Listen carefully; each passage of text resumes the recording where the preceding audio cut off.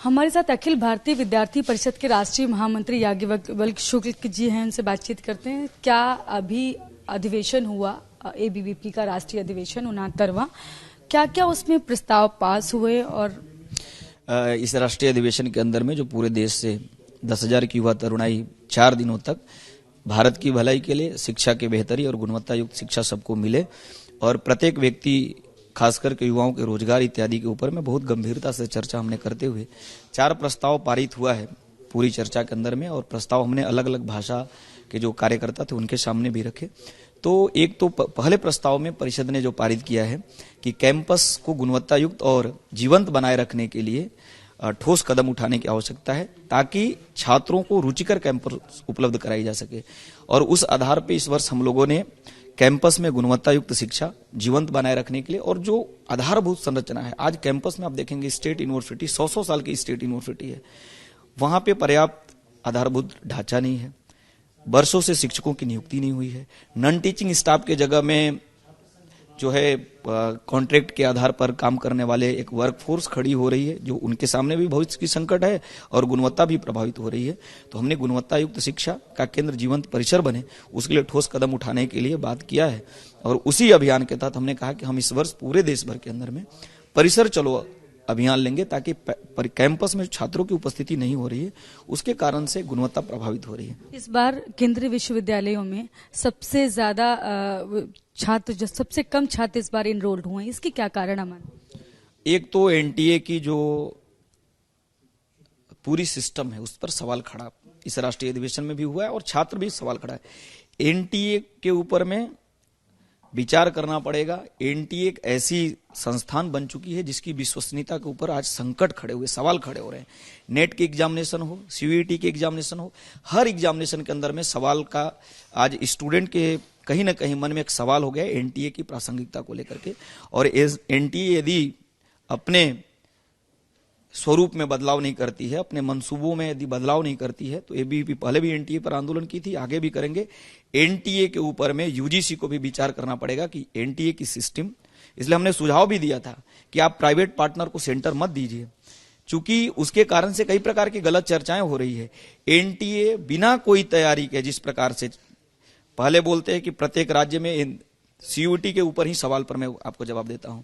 अब जम्मू कश्मीर का स्टूडेंट है, उसका एग्जामिनेशन सेंटर यदि मध्य प्रदेश होगा तो क्या एग्जाम देने जा पाएगा?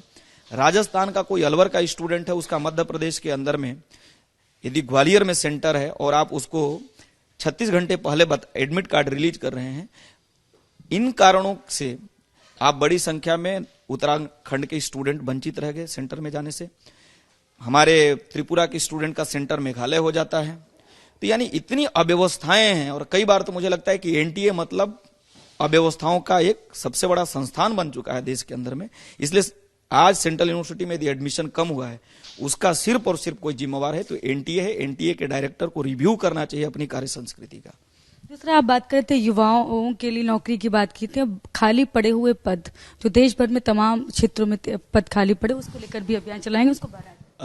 जो हमने प्रस्तावों के ऊपर में चर्चा की उसमें एक विषय ये भी था कि आधारभूत संरचना के साथ साथ शिक्षकों की बहाली एक गंभीर प्रश्न है इस देश के सामने। कई यूनिवर्सिटी हैं जिसमें हजारों पद खाली हैं और यूनिवर्सिटियों के साथ साथ देखा जाए तो सरकार, खास करके राज्य सरकारों की आंकड़ा यदि देखा जाए, एक तो राज्य सरकार आंकड़े पब्लिश नहीं करते हैं, पब्लिक डोमेन में अपने आंकड़े लेकर बाहर नहीं आते हैं। और आज 2019 के आंकड़े की बात की जाए तो 30 लाख से ज्यादा स्टेट गवर्नमेंट के अंदर में पोस्ट वैकेंट हैं। सरकारें दावा बहुत करती है, राज्य सरकारें बहुत दावा करती है युवाओं को लेकर के। इसलिए इस वर्ष हमने एक इसी कड़ी में गुणवत्ता युक्त शिक्षा और युवाओं के जो सामने चुनौती और संकट खड़े हुए, हम पूरे देश भर में एक सर्वेक्षण करने वाले हैं और उस दिशा में एक अभियान लेने वाले हैं कि किस राज्य के अंदर में कितने पोस्ट वैकेंट हैं। और उस दिशा में उस सर्वेक्षण के आधार पे हम देश के सामने आंकड़े लेकर के आएंगे और संबंधित सरकारों को नियुक्ति करने के लिए उस दिशा में हम उनको प्रेरित करेंगे। उनके ऊपर आवश्यकता पड़ी तो हम आंदोलन करेंगे। कई आंकड़े मैं आपके सामने रखना चाहता हूं। आज उड़ीसा के अंदर में 87,000 पोस्ट खाली है। पिछले 7 साल में सरकार प्रयास करके मात्र 16,000 टीचरों की बहाली करती है। तेलंगाना में आप जाएंगे, 10 साल की सरकार की अभी विदाई हुई है, 1,91,000 पोस्ट खाली है। उत्तर प्रदेश की हम सब लोग बात करें, बरसों से उत्तर प्रदेश में बहाली नहीं हुए, उसके लिए कई सरकारें जिम्मेवार हैं। अभी मौजूदा सरकार कुछ प्रयास करती हुई दिखाई दे रही, शिक्षकों की बहाली हो रही, फिर भी उत्तर प्रदेश में 3 लाख से ज्यादा पद अभी भी वैकेंट हैं।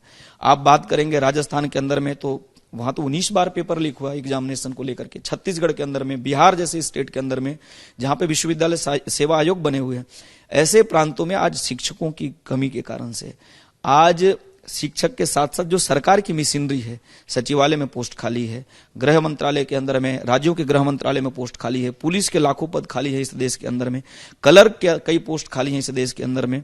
तो जो राज्य सरकार रेवड़ी कल्चर में चल रही है, वोट के लिए स्कीम चलाना और लोगों को गुमराह करना, तो मुझे इसलिए इस राष्ट्रीय अधिवेशन के अंदर में हमने कहा कि रेवड़ी कल्चर छोड़ करके रिक्रूटमेंट कल्चर को बढ़ाने की, अडॉप्ट करने की आवश्यकता है। इसलिए हम सर्वेक्षण भी कर रहे हैं और उस दिशा में हम आगे बढ़ने वाले भी हैं। और खास करके राज्य सरकारें, मैं बार बार बोल रहा हूं कि राज्य सरकार सबसे ज्यादा इस विषय को इग्नोर करती है, इस दिशा में ध्यान नहीं देती है। इसलिए एबीवीपी का एक परिसर चलो अभियान और दूसरा जो पोस्ट वैकेंट है उसका सर्वेक्षण, उसके डेटा हम देश के सामने लेकर आएंगे और संबंधित और जिम्मेवार सरकार को हम उस दिशा में काम करने के लिए आह्वान करेंगे, प्रेरित करेंगे। अभी आप धारा 370 पर बात कर रहे थे, आज जो न्यायालय ने, सुप्रीम कोर्ट ने जो इस पर फैसला दिया, उस पर क्या कहेंगे?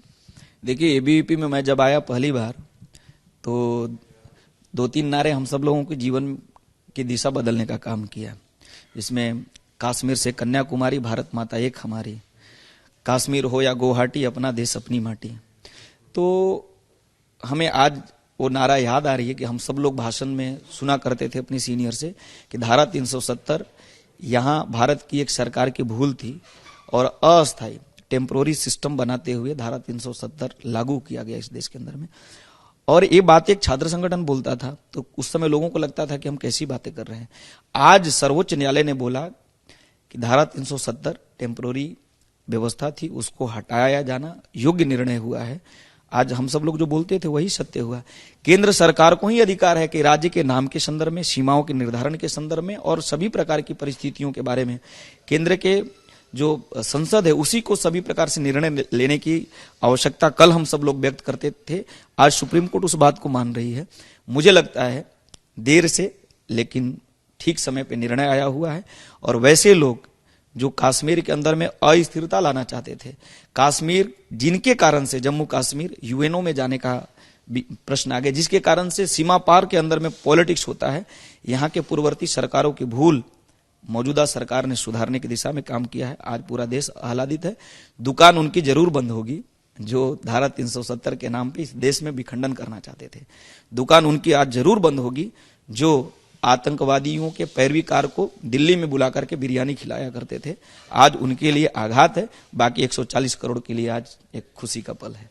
Thank you so much. तो ये हैं अखिल भारतीय विद्यार्थी परिषद के राष्ट्रीय महामंत्री हैं याज्ञवल्क्य शुक्ल जी। उन्होंने बताया किस तरह से क्या क्या प्रस्ताव पारित हुए हैं और किस तरह से एबीवीपी कैंपस में क्या अभियान चलाएगा, युवाओं के रोजगार को लेकर जो कैसे जो खाली पड़े पद हैं वो कैसे भरे जाएं, उसको लेकर भी अभियान चलाएगा और उसको लेकर सर्वेक्षण भी पहले करेगा। उसके बाद जाकर सभी जगह सरकारों से उस तरह की अपील करेगा कि उनको पदों को बढ़ाया जाए। कैमरा पर्सन निशांत के साथ में शालिनी वाजपेयी।